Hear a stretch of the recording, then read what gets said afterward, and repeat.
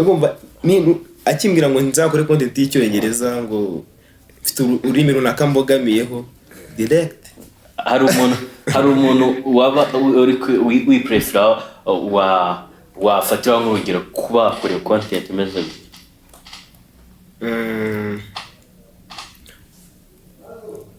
hari umujene aho uziko bari hari n'abajene hari nk'abajene bo bakora content bakazikora nko mu rurimi rwabo ako we ugasanga nk'uburyo ki yayikozemo kubyumva sawe uburyo ki iyo content yayikozemo indimi zose za ahantu hose aho uri hose uri buyumve kandi ugasanga nako iri bintu kuryohera kandi ugasanga ururimi ntabwo uri kurwumva ahanini naba abagande abagande ashobora gukora content ibe bitewe we ukaryoherwa na acting yiwe acting yiwe byo cyari marabivugamo amabody language ari marakora kabone ni ibintu biryoshye biri funny nubwo utari murabyumva aho bati byanye gusa ibintu birasekeje kanseke direct.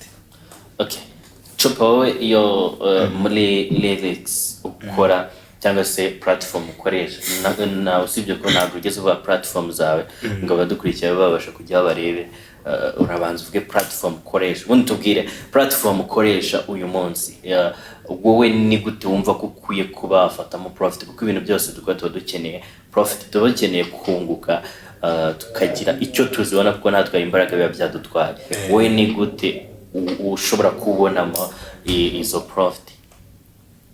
Ndahera ku cyambere warumbajije kijyanye n'imbuga imbuga zanjye zose nitwa Chopper. Ari Instagram ni Chopper, YouTube ni Chopper Empire, TikTok ni Chopper, hose ni Chopper nyine. Icya kabiri warumbajije ku bijyanye na profit nguramo. Hari abajene baba bakizamuka bariya nabo hari income bama kugira ngo mbe n'abasupporting just ni nka promotion. Urumva nibo ufite urubuga rukurikiranwa cyane hari abantu bufite wa muntu uri hasi abadafite just nyine umukorera promotion ukaba wamusupporting ukabona bikunda se just hari n'abahanzi baba bakuze abona content ukora ya lyrics kabona ni content iri kurebwa cyane kuko just mu Rwanda ahantu bigeze ikintu kijyanye na lyrics kiri gukurikiranwa cyane kandi kiri no gupushinga music nyarwanda kuko hari umuntu udashobora kuba yajya kureba song YouTube ariko just ngeyo nayipinze akora lyrics shyira TikTok wa muntu agira ute aba yabasha kuyibona then akaba yajya no kunsupportinga muhanzi. Rero arabanzi babiha agaciro uburyo avuga ati uyu mupeti kamuremeye akaba havamo inyungu cyangwa se ugasanga ari n'amakampani abibona akaba yaguha akazi. Lyrics yawe wakoze ikagukoma ukabona ikoze fresh n'abantu bakayikunda yari yo kuyendirimba ni nyinshi zakomye yagukomye wowe ari lyrics ya Kevin Kade yari yiyendirimba yari iriya Nyiragongo Kevin Kade yaba yarabimenye akakuvugisha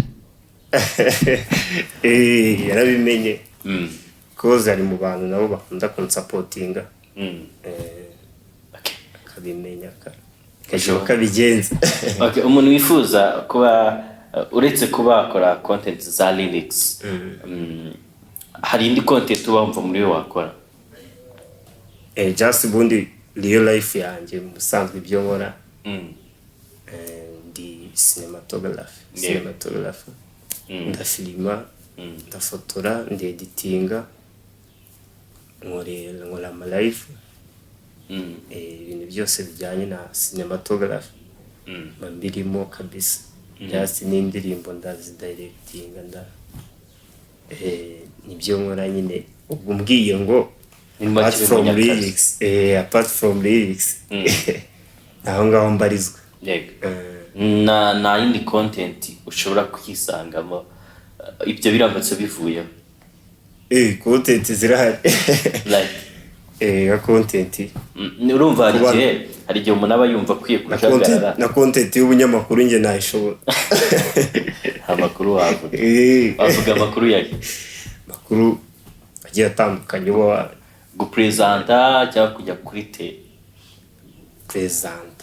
presenta hariya niho mba ndi kabisa gaho presenta reba story uvuga kuri Paul riseka ari nyinshi Paul wamuvugaho buki usibye ko yakwishyura ahita agishyura aho ngaho naba giye kumusiga igikundiro. Okay, ku mujene wifuza hari abajene benshi so bifuza kuba content creator kuko usanga urubyiruko rw'iminsi rubyuka mu gitondo akumva ko akwiye gufungura TikTok, akwiye gufungura Instagram kandi akumva ko bikwiye gucama kuko abona n'abandi bose namwe murimo byaraciyemo. Niye nama mugira mu gihe uyu munsi asanze bidaciyemo akahita ahitamo gucika intege avuga ati byaranze sinzi banga bakoresha, we niye nama mugira? Inama namugira ubundi nabanze yiyumvemo ikintu cyo muri wiwe cyuko ashoboye because kuko uzakora lyrics ya mbere cyangwa si yo content ya mbere ubone niyirebwe aho ntabwo uzacika intege. Iyumvemo ko ibintu bishoboye wumve ko ari wowe wigize, wumve ko ari wowe wa mu viewers umwe, wumve ko ari wowe wa mu subscribers umwe, then ukore utitaye ku baguca intege ukore kandi bizaza. Niyo nama namugiye. Paul, wowe nuwe mu content creator ufana cyane mu Rwanda? Mu Rwanda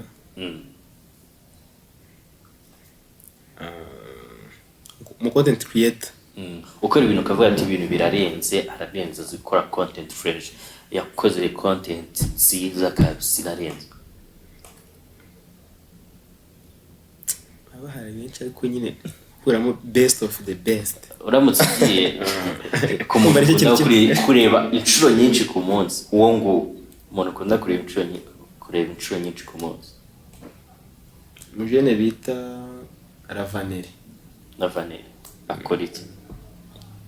nawe ni umu content creator like challenging a ball runaka, afata challenge kuko na nyine umujyo ndimo the same case nawe tu ngaho sinzi nimba umuzi umujene nimba utamuzi. Mujene uri muri team yaba Clapton. Ninde muri mwa copy yundi? Ubusata kumva twabyita gutya ariko ngiye kumva nanone ntago nkora kumva dukora ibintu biri muri je imwe ariko nanone ntago ari byo urebye tu ntago ari byo ariko nanone kumva ngiye gukora bimusanzemo ubwaho cyaba kimpama. Ujya gukora se ubundi nta muntu warebeye ukavuga ati reka nkuri ibintu bisa nk'ibyuriye? Uwo ngo n'ubundi nkubye niwe warebeye waramukopeye? Okay, katubyemere naramukopeye. Kubera iki wahisemo ko nako ari ukunda gukurikira? Wese ari ukunda gukurikira ubwo birumvikana na mbere hose, na mbere yo kutangira ibyakunda kumukurikira kubera iki? Mujene ari creative biteye ubwoba nyine. Video yiwe uyigeraho ugahita ubona uko byagenda kose, yaba yari usibye yuko nyine nta nubwo bijya bibaho yuko video yiwe yapfa gushya ako yaba yahiye yabitahiye nyine ni wa muntu ukora video ugahita ubibona yuko uko byagenda kose iyi video irimo gutya. Yamutufasha imbaraga, yakoresheje imbaraga zidasanzwe, irimo ubwenge nyine ukabona ni video ifite umurongo tu. Uramutse ni hehe wumva ushobora gukora video cyangwa ahantu ujya urota video uvuga ati rimwe nzabyuka wenda iyi video naraye nshyizeho sange yageze hano, uba yumva yakagera hehe ku rugero rungana gute, yakurikirwa n'abantu bangana gute? Urumva ubundi hari ikintu twita ngo ni engagement ya TikTok. Engagement ya TikTok hanini likes zigendera kuri 1/10 cya views. Umva nimba ufite live so nimba ufite nka like nka views nk'ibihumbi 100 nyine iyo video iri mu buryo iri mu murongo muzima ubwo ibigomba kugira like ibihumbi 10 kuko ifite ibihumbi 100 bya views. Ako nyine mu Rwanda ntabwo ndabona umuntu video yiwe ifite like miliyoni kuri kuri TikTok. Ubwo bivuze ngo nimba ari 1/10 ubwo egare yuko ari miliyoni zingahe 10 za views. Ngimba numva uko byagenda kose nzashyiraho video bugacya imaze kurebwa na miliyoni 10.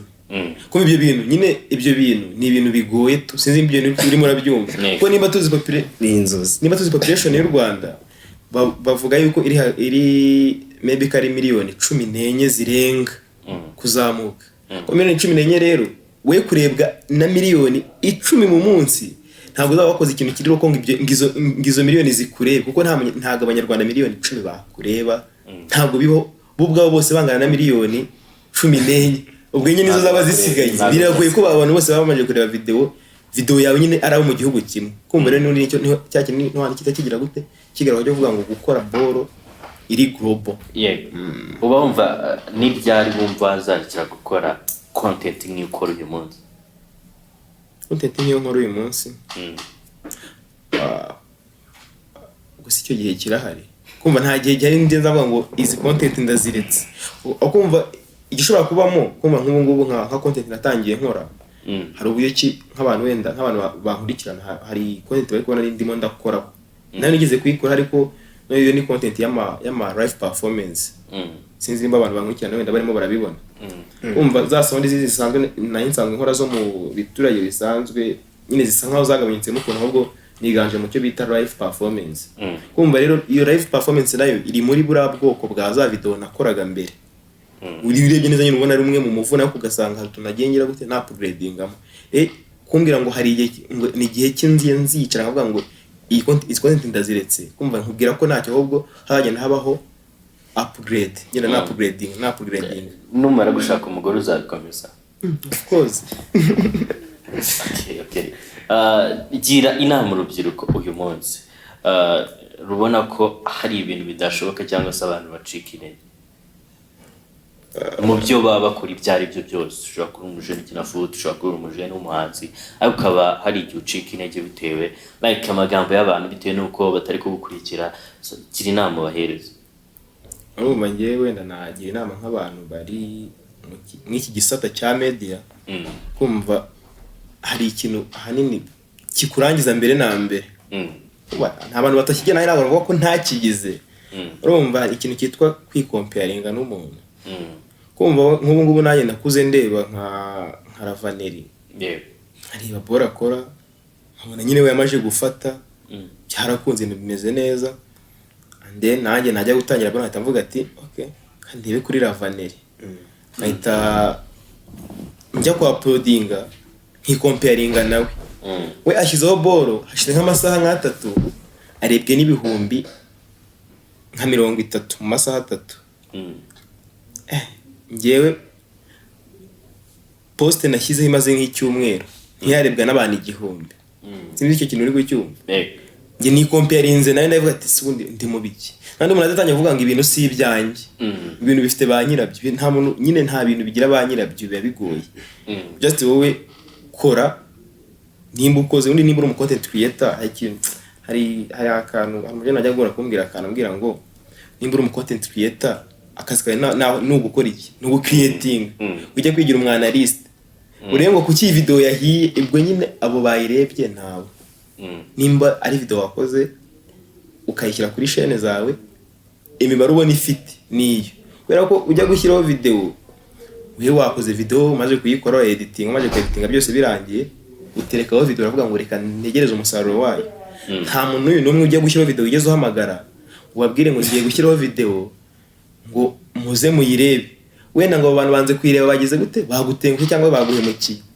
Cyumva yuko nimba ushyizeho video ikarebwa n'abantu 100 cyumva yuko nyine video yawe yahiye yanze kugenda kandi nta muntu ugize muvugana ngo urebe video yanjye akagutenguha nayirebe. So we rero mbe na mbere banza ube creative ukreye nyine we utange quantitative na qualitative bijyanye na analysis ibyo ubiharira igihe